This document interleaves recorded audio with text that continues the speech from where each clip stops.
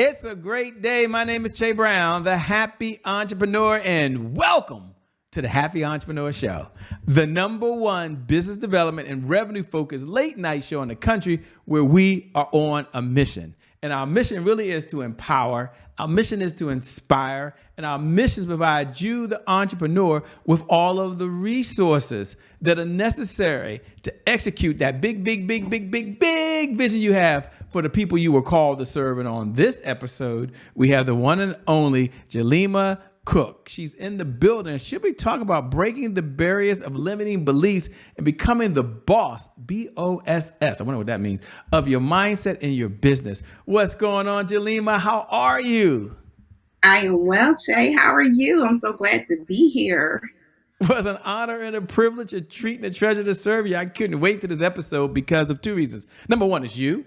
And number two, you're really talking about how folks can improve their business, which could shift the trajectory of their family's financial resources and give them everything they want. So I think it's a really incredible story. But first, before we get going, why are we talking about breaking down barriers of limiting beliefs in the year that we're in right now? I mean, folks have AI, so they should be able to believe anything, by the way. They have Instagram, so they should go to Instagram tomorrow and be happy. They can go to TikTok and say, oh, I got to change my mindset. Let me go watch a TikTok video.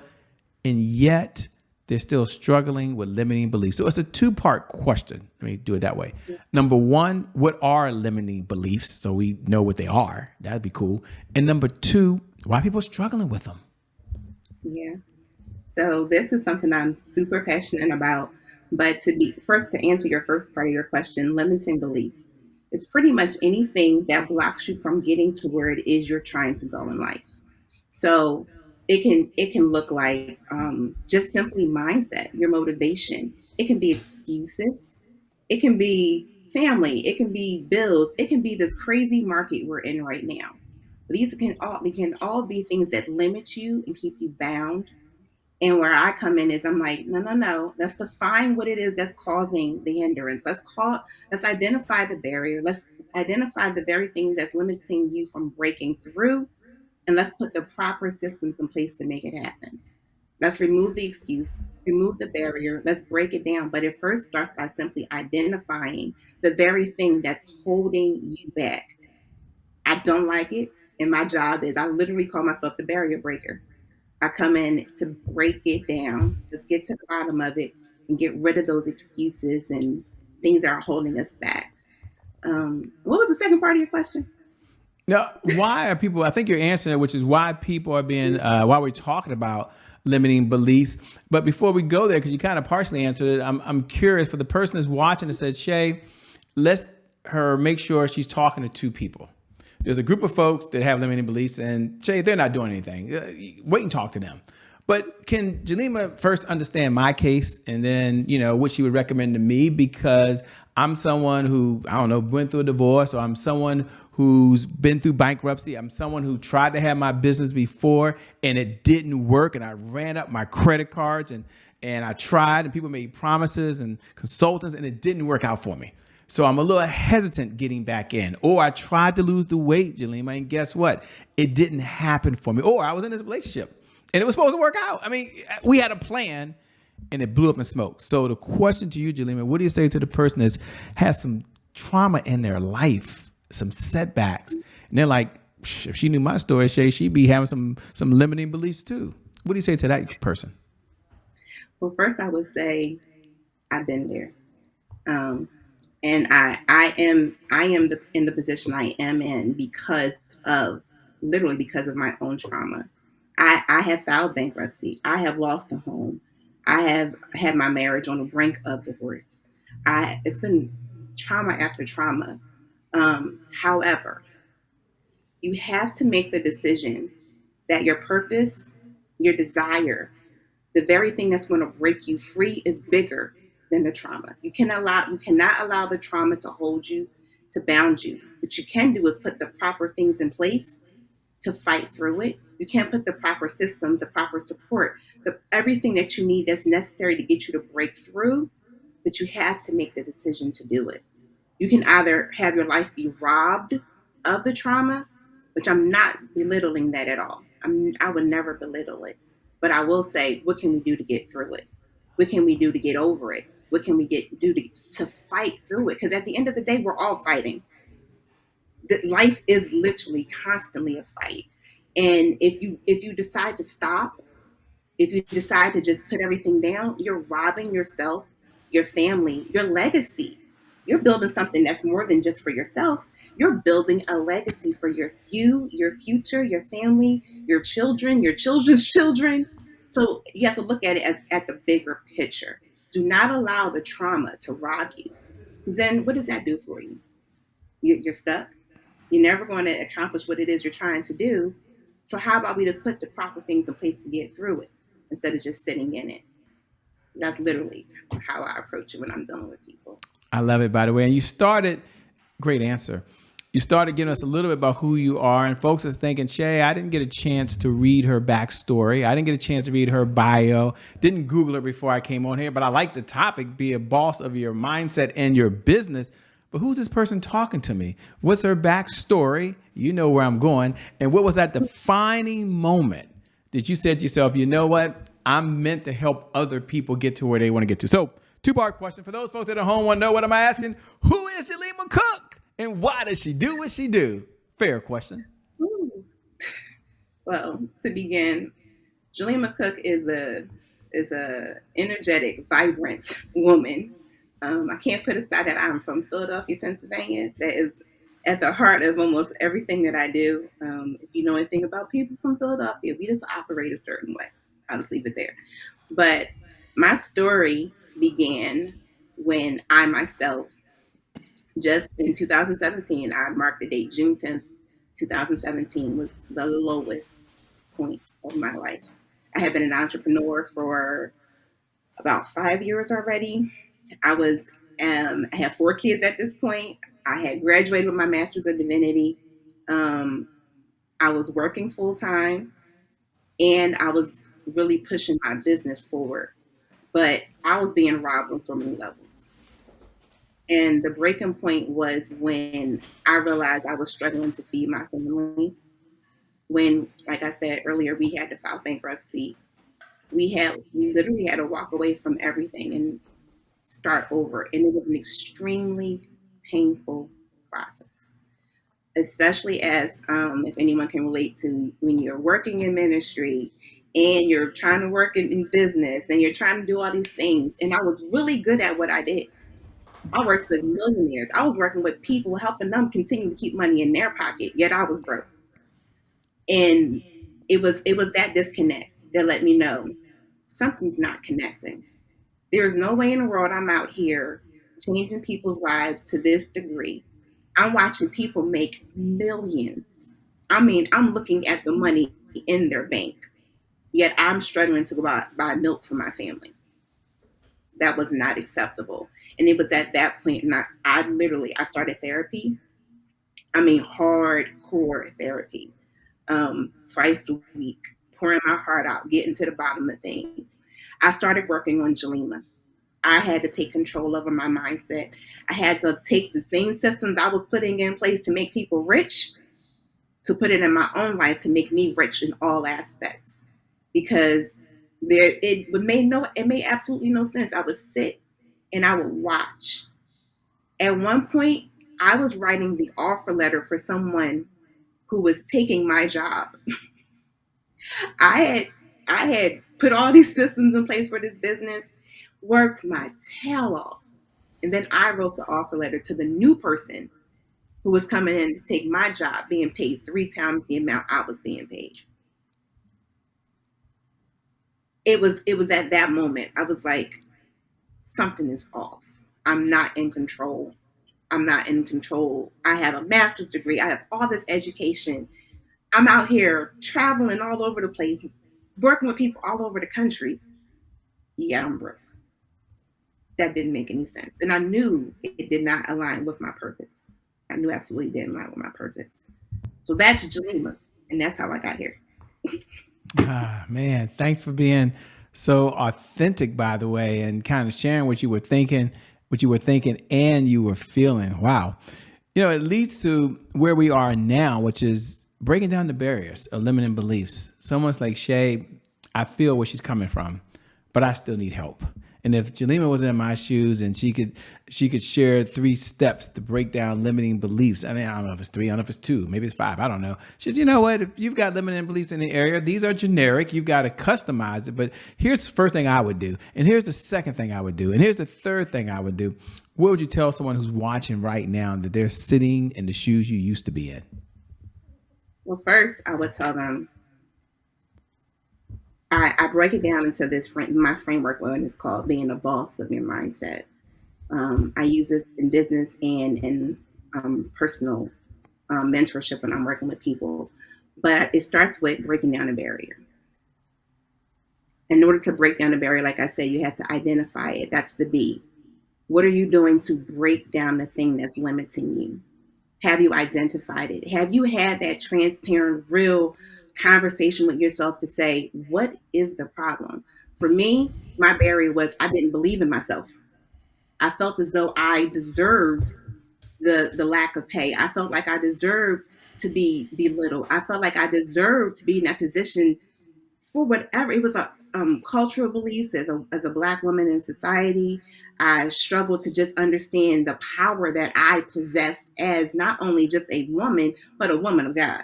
I struggled to face that reality that I was created in God's likeness.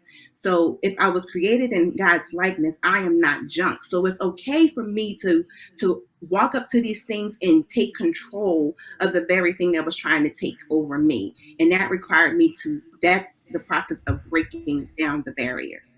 Then I take that same mentality when I'm, again, personal and professionally, identify, break down the barrier. Now let's talk about how we're going to optimize things.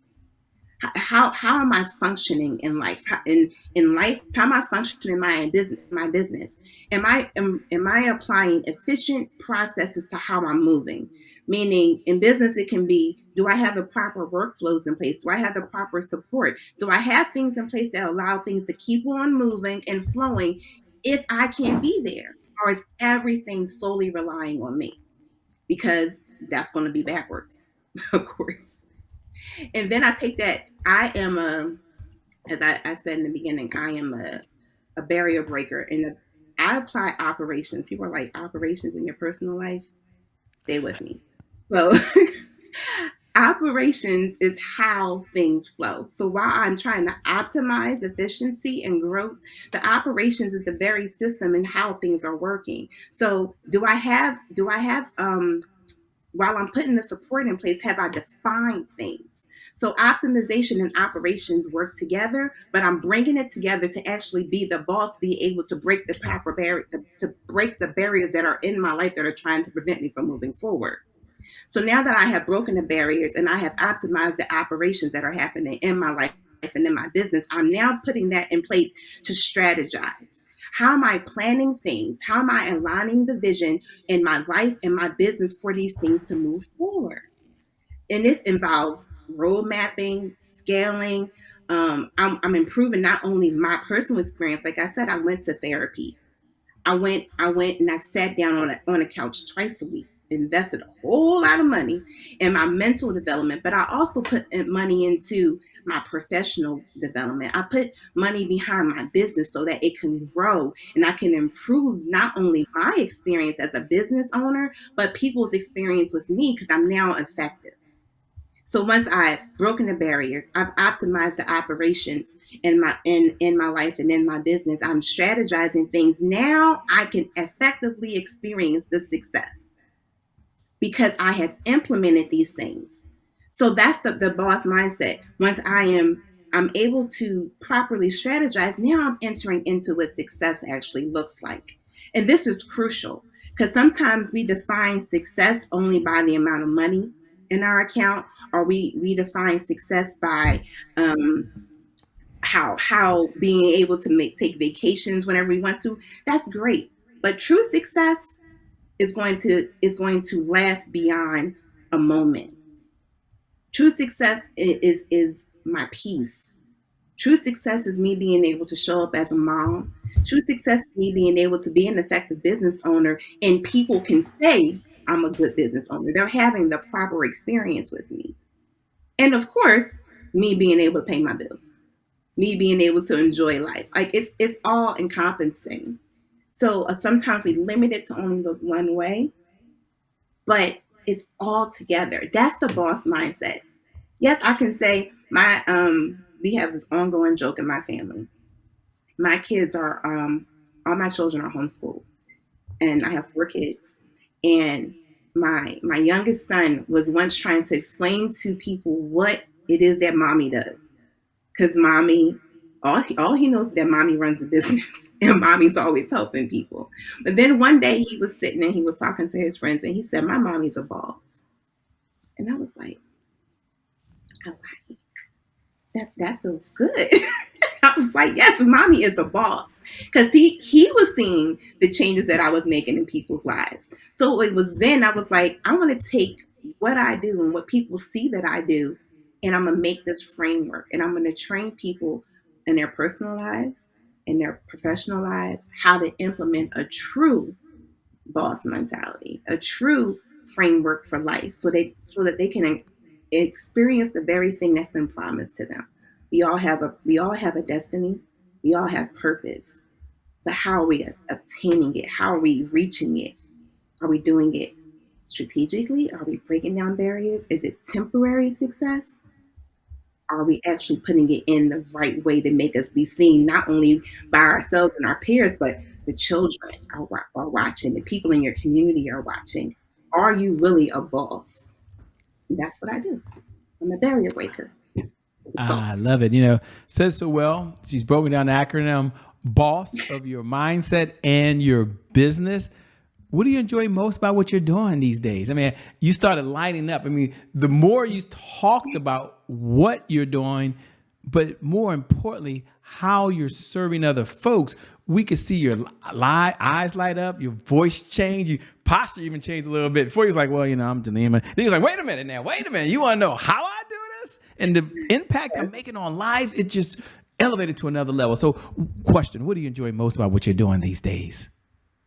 I like seeing the transformation. The transformation of seeing someone go from feeling defeated or hopeless and watching them obtain their promise, watching them work. I like the process to get there, watching them grow. That is the most fulfilling moment when I can say, look where you started and look where you are now. That's when I'm like, all right, we can keep on doing. I can do this all day. This fire through, just keep on going. But that transformation, that process through it, like that is the most fulfilling thing. I love it. One of the questions I get to ask often when we do a transition, you've already talked about it in your own way. Maybe you'll do a deeper dive in another area, which is we have a mantra called "Today is my January 1st." And for those folks that are watching, that tune in every night at 11 p.m. Eastern Standard Time, you know what I'm about to do right now. So you can go ahead and say those magical words if you want. Today is my January 1st. Doesn't that feel so good? Happy New Year to you, by the way. For all the other folks who are tuning in for the very first time and hearing this message, today is my January 1st is our personal mantra here at the Happy Entrepreneur Show. It represents a fresh start. It means you get a do-over. It means the past, no matter how dark and gloomy that past is or how bright and sunny that past is, the past no longer equals the future. And so my question for Jalima on the other side is twofold. One, when you hear those words, today is my January 1st, what do you hear? What goes through your mind? And number two, was there any other setback that you had or another challenge that you had to go through that you was able to break through with as well? Whew. January. Today is my January 1st. This is one of my favorite things that you do, Shay. Oh, really? I didn't know that. Get out of It's here. literally. I use it with my kids. I use it with when I'm doing different types of things. But today's my January 1st. I am immediately reminded of the moment when I made the intentional decision to no longer allow someone else control how I provide for my family. And that exact date was January 23rd, is when January 23rd, 2020 was when I realized it's really over. Like I am starting like everything. turned that day. I can pinpoint so many things. That was the first year I had six figures. It was so many things that happened that year, but it started with that date, with making the intentional decision to take control over my life, my finances, um, and everything turned around. That literally Wow. it started. Wow. And I love it. let me ask another question. This is Well, the my other one 40. was you mentioned a number of different setbacks you had already that you had been through. I didn't know if there was another one that just top of mind to you because you had so many. I mean, I'm not saying that personally because she's really a good person. And she's the only person going through these troubles. You at home watching, I'm sure your life is perfect. Okay. So you get to eavesdrop on our conversation because we've had some challenges on our side too. So I get it. The biggest setback was in the midst of everything. I think entrepreneurs, I think we're very hard on ourselves, and I went through a very dark season of depression, very dark season of depression, and it was in that season of I talk about therapy, but I've had to be honest with myself on a regular basis that I have to stay ahead. I have to stay ahead of my mental health, and that was probably been the biggest impact in terms of me changing how I do things. But that battle with my mental health, getting the proper help, was a big, big struggle, challenge in my life. But on this side, I can see how it has also pushed me to be the person I am today. I no longer I no longer ignore my mental health. I no longer push myself to the limit of, oh my God, I can't take it anymore. It's made me be more aware.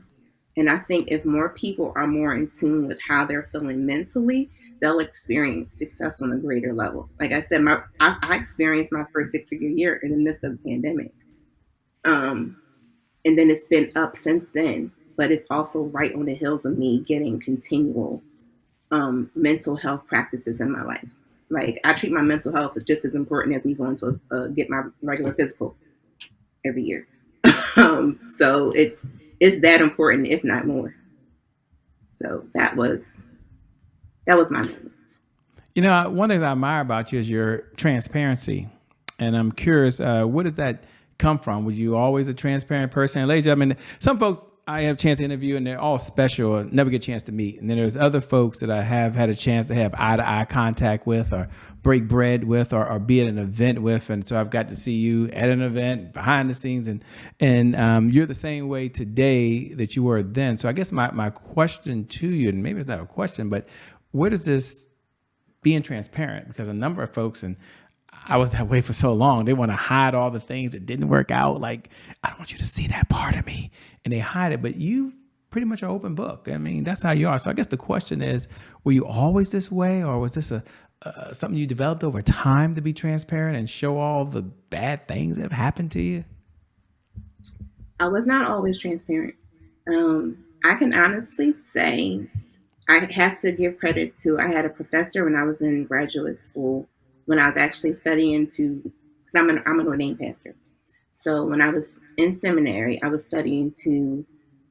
It was like a preaching class I was having, and my professor, she was a black woman. She said to me, "Tap into that transparency because that's what's going to change people's lives. People want to experience who you are, not a facade." And I was about I was in my 20s. I was young.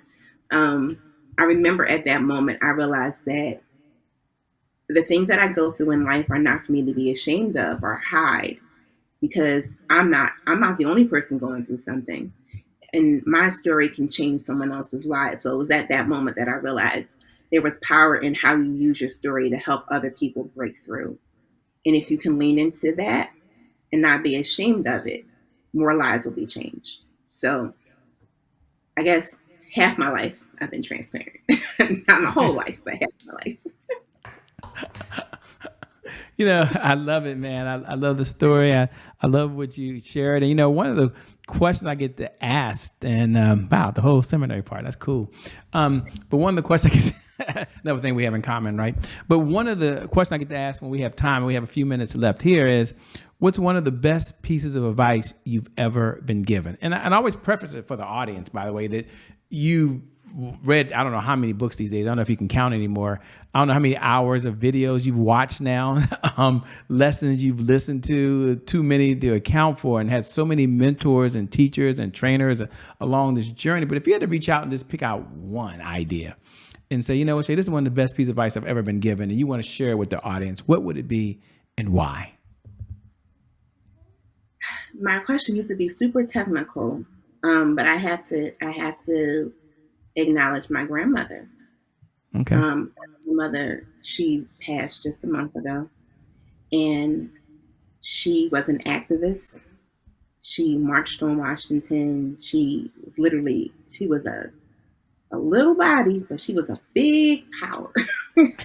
And one thing she will always say is, well, Jalima, you always got to be true to yourself. And she said to me since I was little, and I'm like, okay, what does it mean to be true to myself? And as I got older and she would say it, I started understanding that what it meant to be true to myself, what she was telling me to be is be honest, be fair to yourself, but at the same time, love yourself, be gentle with yourself, because you only have one you. You only have one life.